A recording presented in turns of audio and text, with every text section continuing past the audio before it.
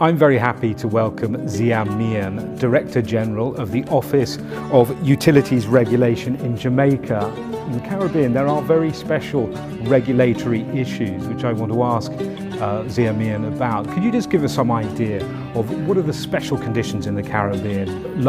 Many small islands having to cope with a regulatory context which is getting very complicated. Yes, the size of the market is one of the major issues. The size of the market varies between, let's say, 60,000 inhabitants in some countries to 2.5 million, which is the largest English-speaking country, which is Jamaica. And the issues and the challenges vary according to the size of the market. We can talk very glibly about the need for competitive markets, competitive telecom markets, when we're sitting in Western Europe, but in countries where you may have no more than 250,000 people, it's very difficult to get a competitive market. What are the problems that you're coming up against? Well, in Jamaica, we liberalized the telecom market in 1999, which brought an influx of the mobile service providers.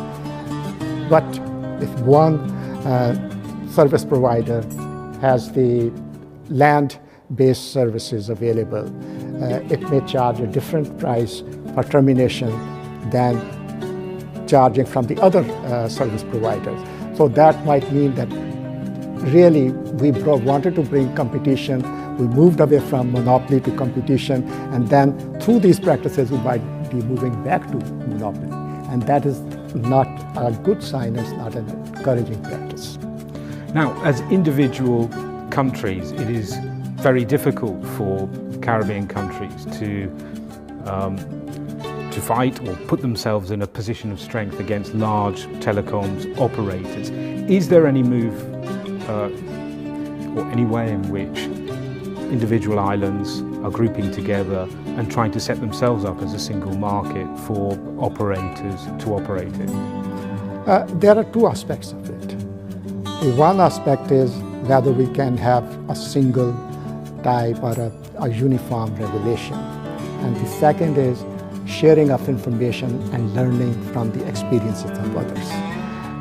As far as having a uniform regulation is concerned, I don't think the regional countries are at the same level as the European Union is, where it is a more uniform regulatory framework, although we have a single market and economy, but no move has been taken towards that because still a number of small islands think they are sovereign states and they have the right, their laws and regulations may be different than the other ones, and you need to bring a uniformity. The move which we have made in the region is that we have a regional organization of the regulators, and we bring all the regulations which are in the region and we review them, look at them and see what are the consistencies or inconsistencies, where we can learn from each other's experience and how we can bring better harmonization and flow of information and best practices and experiences. When we think about telecoms, and this is the big buzzword at the moment, is convergence. And normally telecoms, we think of people coming into your house, installing a telephone and delivering telephone calls, but it's much more than that now, isn't it? Telecoms deliver data, television, entertainment, etc. Now, what does that mean to you as a regulator? It makes your job much more complicated.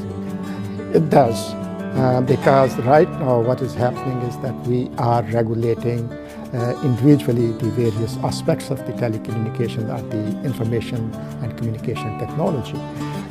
You have the spectrum, you have the broadcasting commission, and you have the internet, and you have then the telecom.